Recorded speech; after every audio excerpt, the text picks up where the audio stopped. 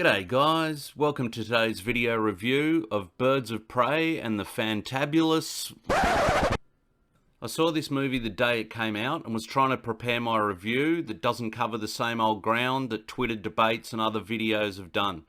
Then the other day, for the first time in cinematic history, Warner Brothers changed the name of the movie on online ticket sites in North America from Birds of Prey and the Fantabulous Emancipation of one Harley Quinn to simply Harley Quinn, Birds of Prey.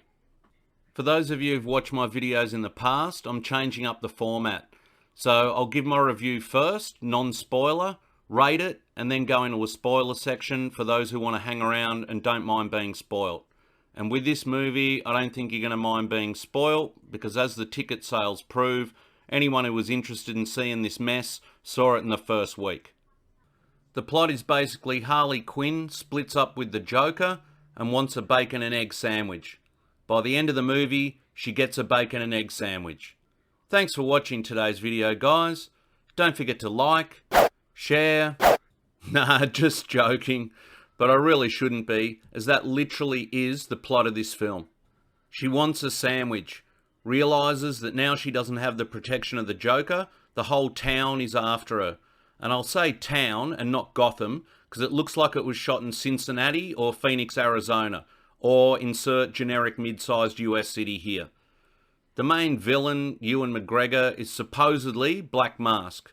Once again, I say supposedly, because he wears the actual mask for like 3 seconds in one scene, then takes it off straight away. He wants to kill Harley because, reasons? Oh, hang on. Just like Suicide Squad, the reasons are plastered on the screen in neon colours. What's this? She has a vagina. And she voted for Bernie Sanders. Feel the burn. So Harley Quinn, insane criminal mastermind, second in charge to the Joker, the clown prince of crime, took the time to go and register to vote, stood in line, with a mallet I imagine, and then cast her vote for 80-year-old socialist Bernie Sanders. This movie is so try-hard from the outset. And if you're hoping for a Wokemon fest, like the way that the actors, writer and director had promoted it, then you'll also be disappointed because it's not woke enough. It's actually laughable embarrassment to your cause. If you're hoping for a feminist movie, as it was also promoted as, then once again, this is done so blatantly and so obvious that it is cringy at best. Speaking of that, writer Christina Hodson, director Kathy Yan, and producer Margot Robbie spent 4.5 years working on this movie.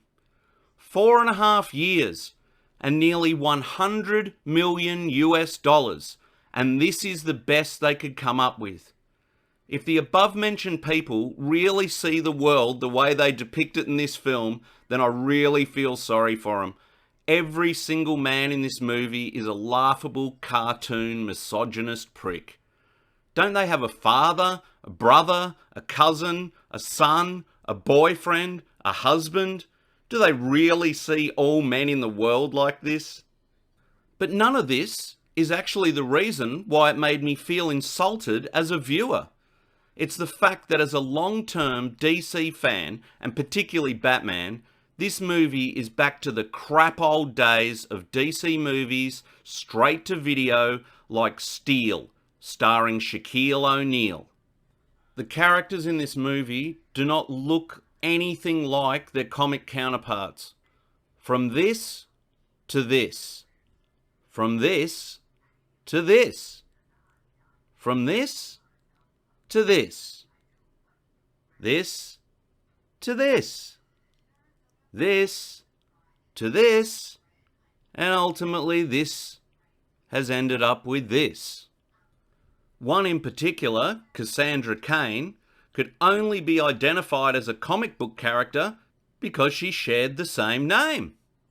This movie does not know what it wants to be or who it is aimed at.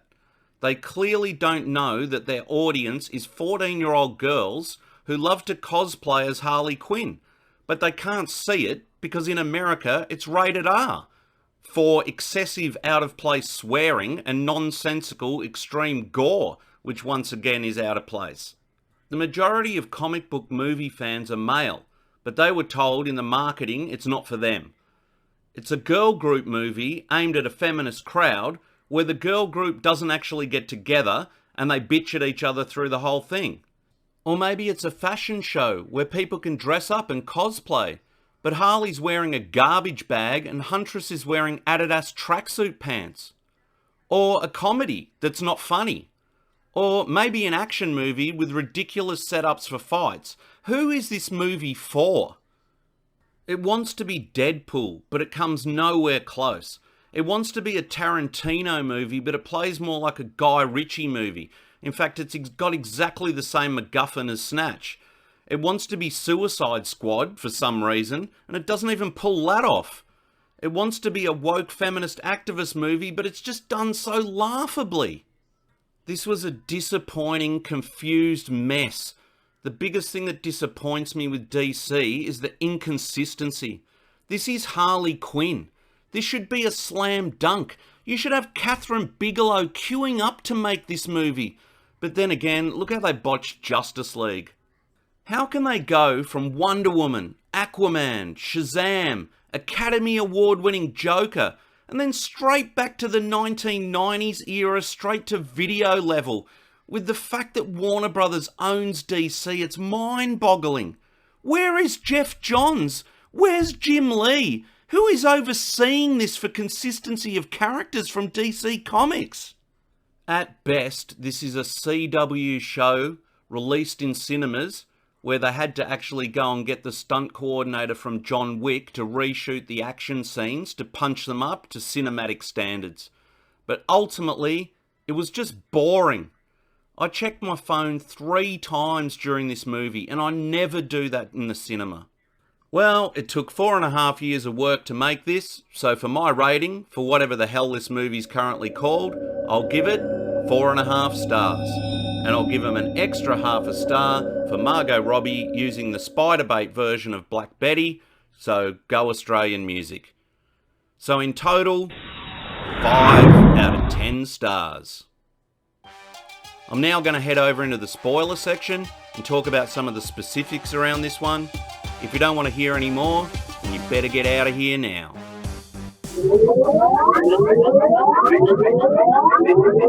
Okay, welcome to the spoiler section. Just a few points. It starts off like Deadpool with an over-the-top cutesy Japanesey animation. At least here you get to see a cartoon rendering of Harley in the traditional red and black Harley Quinn outfit and an image of the Joker that actually moves. Because the only time you see the Joker in the film is a cartoon drawing of his face on the wall that she throws daggers at. Margot Robbie also breaks the fourth wall at least 3 times during this movie. It then goes to live action of her running through the LA farmers market being chased. It then does this very lame, cliched, try-hard trope of Guy Ritchie-esque, let's rewind the movie back to the start. She then tells us in a voiceover how she split up with Mr. J while we watch her cut her hair, cry, eat cheese out of a can, buy a hyena as a pet, and don't blink as you'll miss it. Gets drunk, pole dances, throws up in her handbag, tries to seduce a guy while drunk, then breaks his legs in an over-the-top Tarantino-esque maneuver. She then decides to steal a guy's truck and drive it into Ace Chemicals, and this is a signal to the rest of Cincinnati, that Harley and Joker have split up. She then goes to get her bacon and egg sandwich, and Detective Renee Montoya, played by Rosie Perez, attempts to arrest her, so she runs through the LA farmers market, which brings us up to date. The real story behind all this is the Bertinelli diamond, that for some reason has the bank account codes to the family fortune engraved on the inside. How?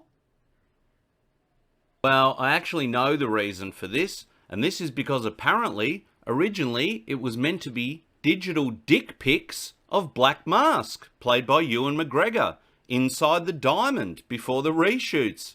Yes, That is right, ladies and gentlemen. This movie would have actually been even worse and even more stupid if not for the reshoots. Remember, 4.5 years, nearly $100 million. Warner Brothers, nearly 100-year-old studio. Anyway, the Bertinelli diamond is that of Huntress, played by Mary Elizabeth Winstead, who's the heir and only surviving member, and she's out for revenge on all responsible. That includes Victor Zsasz, played by Chris Messina, Black Mask's offsider. This is the only interesting part of the movie, but it's given probably 3 minutes, in Suicide Squad flashing fashion, in favour of Margot Robbie's ego. There's also Black Canary, played by Junie Smollett-Bell, who's a singer in Black Mask's club and becomes his driver because he notices that she can kick some misogynist ass. Speaking of Victor Zsasz, in the comics he is a serial killer, and in this he is a serious sicko. In a scene straight out of Reservoir Dogs, he cuts off a guy's face and then parades around with the blood-soaked face mask. That's why I wonder who this movie is for. The tonal shifts from one scene to another is unbelievable. I know it's trying to be smart and hip and cool and clever, but it's executed so poorly that it just ends up being derivative and cringy. Early on in the film, Harley bursts her way into an LAPD office, a cop station, like the Terminator, and starts blasting her way through a police station filled with only men, of course, with a beanbag gun that shoots glitter. The cops are running for their lives, not once thinking to draw a firearm, they just turn and bolt. Then in the most stylised, pretentious, slow-motion fight scene in the rain, Harley takes out 10 to 15 violent, all-male criminals single-handedly, unarmed, with little to no effort, before she retrieves Cassandra Cain so she can sit on her for the whole rest of the movie until she shits out a diamond that she swallowed. I'll sum it up with the final big battle at the abandoned funhouse. This was absolutely ridiculous, with Harley on roller skates on a revolving dance floor. This is an abandoned funhouse, but all the electricity and attractions are working, and so are the stuntmen, visibly pausing to wait for their cue to get hit. The only thing missing from this scene was zap, pow, crash on the screen, as it looks stupider than the 60s Batman TV show. And what's with the 90s rock music soundtrack behind it? They defeat an army of guys wearing papier-mâché rabbit masks, as none of them have brought guns, only to get ambushed by the rest of Black Mask's men outside, who have seemed to remember to bring their guns. Then out of nowhere, Black Canary does a sonic boom wave screech that, if you don't know anything about these characters from the comics, comes completely out of nowhere. And Harley rides the wave on her roller skates with her fingers in her ears. Yup. We cut to the end and they blow up Ewan McGregor with a grenade, but decide not to build any tension or slow-mo the explosion, which after all is your money shot in an R-rated movie. No, this all happens in a split second. Lucky that wasn't one of the moments I was looking at my phone. Thanks for watching this far, guys. The next movie I'm reviewing was even worse than this, believe it or not. Let me know in the comments if you prefer this format, or if you'd just rather hear my droning Aussie accent replay the whole movie blow by blow. Have a great day, and I'll catch you in the next one. Take it easy.